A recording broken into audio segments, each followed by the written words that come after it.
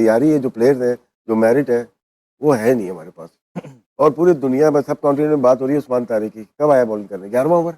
तो आधा मैच जब वो ले गए थे अपने पास, उसके बाद हमारा मेन बॉलर आ रहा है। हिस्ट्री में जाए ना कि हमारी हिस्ट्री है कि हम चेज अच्छा नहीं करते, इसी टूर्नामेंट में अच्छी विकेट पे आप 145 148 नहीं कर पा रहे और एक वीकर साइड के अगेंस्ट। तो आप एक बड़ी टीम के अगेंस्ट एक बड़े मैच में ये फैसला कैसे कर सकते हैं? सूर्या से सवाल हुआ तो उसने कहा हम तो चाह ही रहे थे कि हमने बैटिंग करनी है। हम चौथा मैच ये थोड़े से अरसे के अंदर भारत से फिर से हार गए, ठीक है, चौथा मैच, और इस दफा तो बुरे तरीके से हारे हैं और अवाम के सेंटिमेंट्स हर्ट होते हैं यार।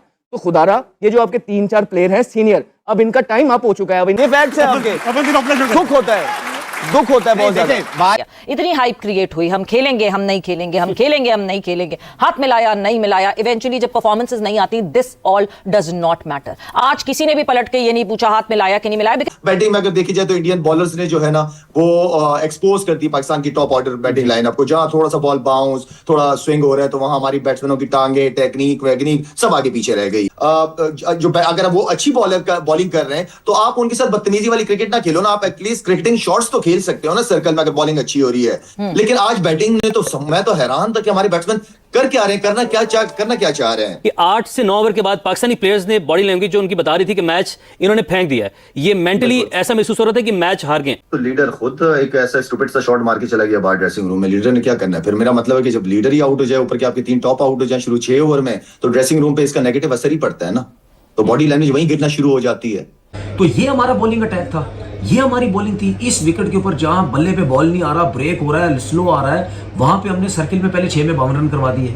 उसके बाद आप मुझे एक बात बताएं कि जिस टीम के 11 ओवर में 100 रन लगे हुए हो ऐसी विकेट पे, जो विकेट 130-35 की हो, वहां पे हमने 176 रन करवा दिए, ठीक है। लेकिन बात यह है कि इंडिया से कब जीतोगे, ये हम कहते हैं कि इंडिया से जीतो, वो कब जीतोगे? सबसे पहले तो मैं ये कहना चाहता हूँ 175 रन बिल्कुल ही थर्ड क्लास पैथेटिक किस्म की बॉलिंग हुई, जिसकी वजह से ये रन हुए। इतने रन होने नहीं चाहिए थे, बहुत ज्यादा। जब इतने रन हुए तो मैं पता था मार गए। लेकिन ये जो जिस तरीके से आज क्रिकेट खेली गई है, राइवलरी की बातें होती है, वो मार मार के चले जाते हैं, हम सुकून से बैठे रहते हैं कि जी चलो जी कोई मसला नहीं, आगे बच्चा टीम आएगी, रन भी कर लेंगे, आउट भी कर लेंगे। अब पैनिक मच जाएगा, उसको भी हटा दो, उसको भी बिठा दो, उसको ये कर दो, उसको वो कर दो। फिर उसके बाद पता नहीं नमीबिया के खिलाफ भी हम क्या तीर मारेंगे, जीतेंगे या हारेंगे, हमारे साथ क्या होगा। ओपोनेंट तो देखें कि आप खेल किससे रहे, लेकिन आज जो पिछले 3 दिन से मीडिया पे तारीफें हो रही थी, ठीक करो, इनकी जो वीक टीम्स के अगेंस्ट परफॉर्मेंसेज होती हैं उन पे कपड़ा डालो, नए टैलेंट को मौका दो, छुट्टी कराओ। 10 साल हो गए इस आदमी को देखते हुए, इतना गंदा, इतना बड़ा घंटा है ये आदमी, इतना बड़ा काली पहाड़ी का नेवला है। इससे गंदा प्लेयर मैंने अपनी जिंदगी में देखा बाबर आजम से। और पाकिस्तानियों से ढीठ मैंने कौम नहीं देखी कि बार बार उसको T20 में लेके आते कि नहीं शायद अब चल जाए, शायद अब चल जाए, वो कहता है अभी भी नहीं चल रहा।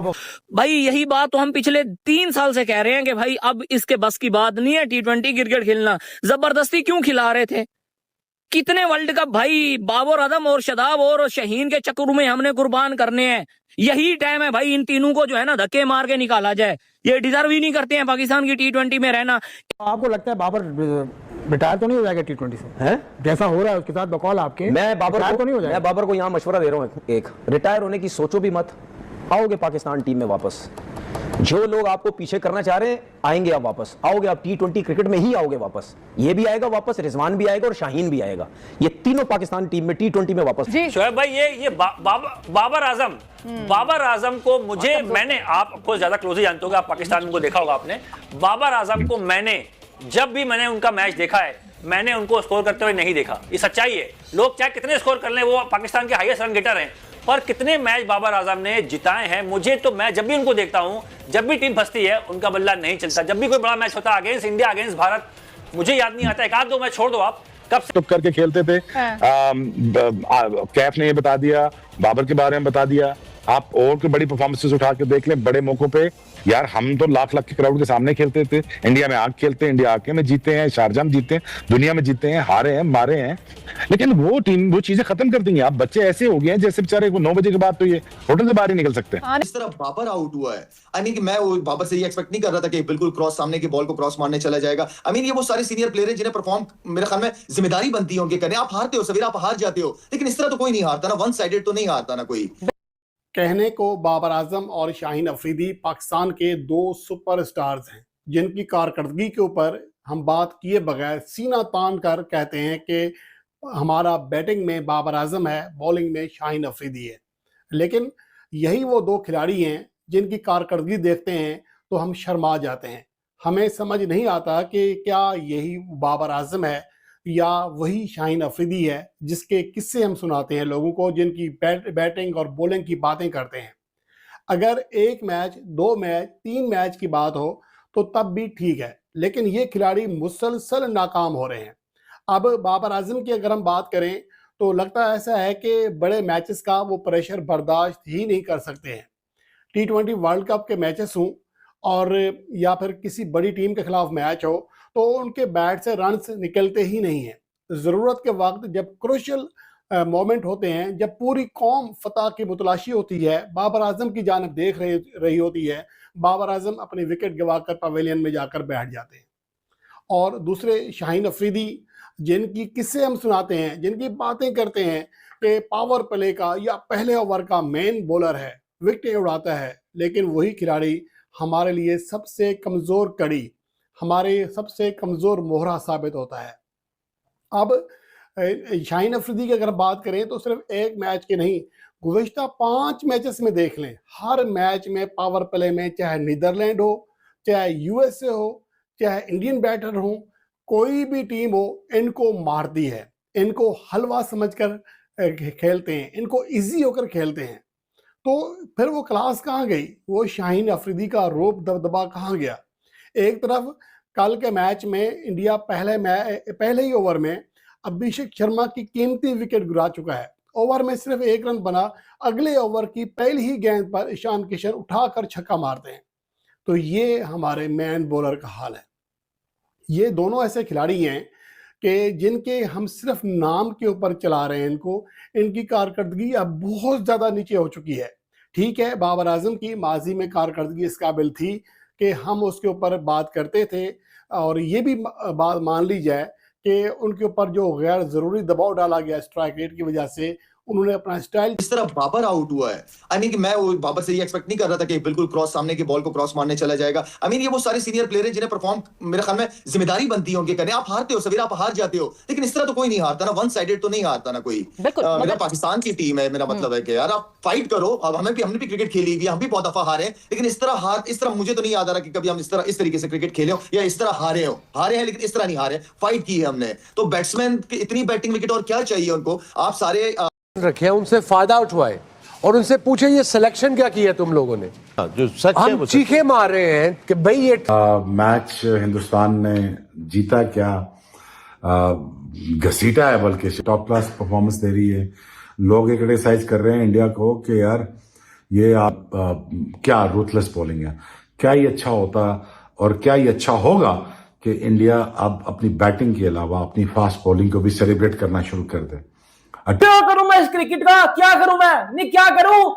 इंडिया ने पाकिस्तान को पकड़ के जलील कर दिया, मुझे समझ नहीं आ रही है मैं क्या करूं। क्या वसीम बाकरी साहब, खुदा पाक की कसम खा कह रहा हूँ, आज पहली दफा बाबर से नफरत हो गई है मुझे। मसलन उसने आज अपने मुल्क को के लिए कुछ करना था, लास्ट लाइफ लाइन थी, आज उसने खत्म कर दी। शाहीन शाह अफरीदी, मैंने पिछले मैच में बोला था कि उस्मान खान को का फ्यूचर खराब करने में शाहीन शाह अफरीदी कोशिश कर रहे हैं। आज उस बच्चे के अलावा कोई नहीं चला। उसके अलावा शादाब खान, हमने कब तक, मैं तो राणा फ़हीम अशरफ तक भी बोलूँगा, एक मैच में खेल देना, इन चारों बंदों की जगह पे नया टैलेंट लेके आओ जिसकी टीम को ज़रूरत है, जो मुल्क के लिए खेलते हो, जो यंग हो, जिनके अंदर पोटेंशियल हो। हम बार बार कब तक बाबर का रोना रोते रहेंगे? कब तक ये शाहीन को इतना स्कोर, इसी लेवल का स्कोर पड़ता रहा इनके खिलाफ, नेदरलैंड के खिलाफ, इस तरह यूएसए ने मारा, इस तरह आज इंडिया ने मारा। लेकिन आप बताओ कि क्या कंडीशन और सिचुएशन होगी आगा जी की कि हमारा जो टॉप बॉलर है उसको 1 ओवर देने के बाद वो परेशान होगा कि उसको ओवर दूं कि ना दूं, आखिरी ओवर। मेरा खुदा जानता है कि मेरा दिल कर रहा है कि आज मैं, जो मुझे नजर आ रहा है, मैं तोड़ दूं सब कुछ। मुझे दिल कर रहा है कि मैं मुक्के मारूं, मैं थप्पड़ लगाऊं, मैं किसी को छोड़ू ना। मैं इस कलर जिसको कहता है ना, आज पागल हो रहा हूं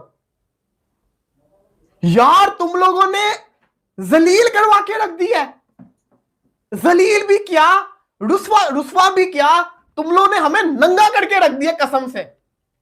आज मैं ये कहने, मैं कभी जिंदगी में बुरे अल्फाज यूज नहीं करता, मैं कभी भी जिंदगी के अंदर, मैं अब तुम लोग मुझे जानते देखते आ रहे हो, मैंने कभी भी गलत अल्फाज में यूज नहीं करता, लेकिन मैं आज ये कहने पे मजबूर हो गया हूं कि तुम इस पाकिस्तानी टीम ने नंगा करके रख दिया। मैं इतनी घटिया नहीं हम इंडिया के आगे आंख उठा सकते।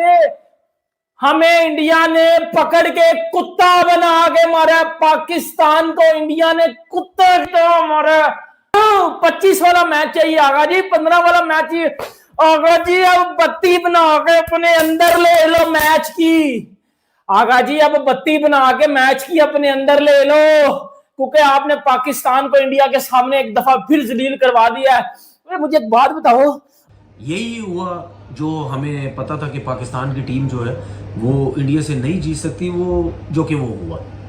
शोर शराबा इतना था, इंडिया से नहीं खेलेंगे, इंडिया से नहीं खेलेंगे, खेले और हमें पता था यही सब कुछ होना। लेकिन इस दफा जो पाकिस्तान की टीम है, स्पेशल क्रिकेटर बोलते रहे जी बड़ा अच्छा कोई सुपरस्टार हमें मिल गया। नहीं भाई, फास्ट बॉलर को छक्के मारना आसान नहीं है। उसके बाद बाबर आजम आते हैं। बाबर आजम ने इतना बैड शॉट खेला, कोई जरूरत नहीं थी वो शॉट खेलने की। नॉर्मल खेलो, आराम से खेलो। मेरा सिर्फ कहने का मकसद है, हमारे जो ऊपर के 4 के बैट्समैन थे, क्या सर्किल में ही सारे रन करने थे? सब सर्किल में रन करने थे, मैच को लेके चलना नहीं है। जिम्मेदारी किसी ने कोई नहीं लेनी है। तो जब ऊपर के 4 ही आउट होते हैं सर्किल में, तो उसके बाद मुझे बात बताए ना, आपके पास रह क्या जाता है? 114 पे पूरी टीम आउट हो गई है। उनके स्पिनर्स की आपने बॉलिंग देखी है, कितनी बॉलें उन्होंने मुंह पे कर दी, जगह पे बॉल विद इन स्टंप, जो बोला विद इन स्टंप कर रहे हैं। वो ब्रेक हो रहा है, स्लो आ रहा है, लो रह रहा है, वो नहीं आपसे खेला जा रहा, आपके लिए मुश्किल हो रही है। उस्मान ने 44-45 रन कुछ किए, बस उसके अलावा किसी ने कुछ नहीं किया। तो अगर ऐसी क्रिकेट हमारी बॉलर्स ने बॉलिंग करके खेलनी है या बैट्समैनों ने बैटिंग करके खेलनी है, तो मेरे ख्याल में ऐसी क्रिकेट खेलने का फायदा कोई नहीं है। ठीक है, मैं मानता हूँ हमारी अभी, मैं तो यहाँ पे अगर डिसीजन लेना चाहूँ ना, तो मैं यहाँ पे शाहीन को भी बाहर बैठाऊँ, बाबर को भी बाहर बैठाऊँ और शादाब को भी बाहर बैठाऊँ। शाहिद खान आफरीदी, सीधी बात है, हमें उन लोगों ने ऐसे दिया है ना, हमारी नस्ल तो नस्ल कहता है, हम इंडिया से नहीं जीत सकते। हंसी आ रही है, हमें टाइटल मिला हुआ भिखारियों का। वो इंडियन हमें कमेंटों में आके आटा आटा कर रहे होते हैं। हमारा क्या कसूर है भाई? हमारे आटा पूरा कर लो, वो कहते हैं पहले आटा पूरा कर लो, हुण फिर असि केड़े पासे जाइए? हमें इन्होंने जलील करके रखवा दिया। पूरी उम्र याद रहेगी, नहीं भूल पाएंगे। हम जो 2 मैच हारे हैं वो हम भूल जाएंगे सब। अरे bro, Sri Lankan bro, sorry Sri Lankan bro, sorry Sri Lankan. तो नहीं, इंडिया अब नहीं मारेगा, होटल में नहीं मारेगा बेटा, नहीं बेटा, ग्राउंड में खतरनाक है भारतीय टीम। बेटा क्या हो रहा है वहां पे? बेटा शुक्र करें इनके साथ सीरीज नहीं होती, बिलीव मी, इनकी सी टीम भी हमें जीतने ना दे। आप उसको स्टार बनाया हुआ जो एक 10 ओवर नहीं कर सकता। अरे भाई, जब आप इस किस्म के स्टार बनाओगे, चुनोगे, पिक करोगे, तो फिर आपको यही that would and up be a problem. लेकिन हम लिटरली खेलते ही नहीं है। ये मैच आया, इस मैच का हाइप क्रिएट हुआ, इस मैच की ऐसी कोई गेम ऐसी हाइप क्रिएट हुई भी थी। मोहसिन नकवी साहब भी वहां बैठे बैठे जो है वो परेशान हो रहे होंगे। अब फिर से जो है अपने स्कोर रन बनाने का मौका मिलने वाला है हमारी टीम को, क्योंकि नमीबिया से अगला मैच हमने खेलना है। तो हम मतलब ये तसल्ली कर लें कि नीदरलैंड, यूएसए, नमीबिया यही है हमारी टीम्स। यार मैं तो यहाँ पे अगर डिसीजन लेना चाहूँ ना, तो मैं यहाँ पे शाहीन को भी बाहर बैठाऊँ, बाबर को भी बाहर बैठाऊँ और शादाब को भी बाहर बैठाऊँ। इसी नए लड़कों को खिलाऊं, नए को चांस दूं, और ये नमीबिया से जो मैच है हमारा, इन्हीं के खिलाफ मैं उनको कॉन्फिडेंस भी दूं और उन्हीं को खिलाऊं। मैं इन लोगों को, क्योंकि हम सब इतने अरसे से देख रहे हैं, ये लोग खेले जा रहे हैं। जहां हमारी एक्सपेक्टेशन होती है कि इस टीम के खिलाफ ये अच्छा परफॉर्म करेंगे, इतने सीनियर प्लेयर्स, अगर वहां सीनियर नहीं करके दे रहे आपको, तो वो जो जूनियर बाहर बैठे उनको खिलाएं। फिर क्या ज्यादा फर्क है? शायद वाकई हम जब ठीक है, हम मुसलसल ये बात करते हैं कि आपको अच्छे तरीके से खेलना है, डेकोरम रखकर खेलना है, जिस तरह जो स्टांस लिया मोहसिन नकवी साहब ने, हम सब उस स्टांस के पीछे जो है वो मौजूद थे, सपोर्ट बन के खड़े हुए थे। मगर जब तक क्रिकेट में, फील्ड में परफॉर्मेंसेस नहीं आएंगी, चाहे हम जितना बाहर शोर मचा लें, जब तक फील्ड में परफॉर्मेंसेस आएंगी कोई फर्क नहीं पड़ेगा। सवेरा, मेरे ख्याल में बहुत शोज काफी अरसे से हम लोग मिलकर शोज कर रहे हैं, सारे बड़े इवेंट्स कवर करते हैं, और आखिर में मायूसी होती है और बात घूम फिर के हमारी आती है कि हम जब तक अपनी डोमेस्टिक क्रिकेट को नहीं तगड़ा करेंगे, हम अपने प्लेयर्स को डेवलप नहीं करेंगे, हम उनकी ग्रूमिंग, उनके स्किल्स के ऊपर क्रिकेट अकेडमीज में नहीं काम करेंगे, मैं और आप इसी तरह बैठे रहेंगे, और इसी तरह क्या पता 2 साल बाद दोबारा बैठे रहे हम। तो बात यह है, अगर आपने क्रिकेट को प्रमोट करना है, आपने टैलेंट को सामने लेके आना है, जिस तरह मैं कहता हूँ कि रोज जिस तरह बच्चे स्कूल नहीं जाता पढ़ने के लिए, कुछ बनने के लिए, इस तरह क्रिकेट अकेडमीज हमारी हर शहर के अंदर होनी चाहिए। तनवीर अहमद जो अभी तक बाबर की तारीफों के पुल मान रहे हैं, वो बाहर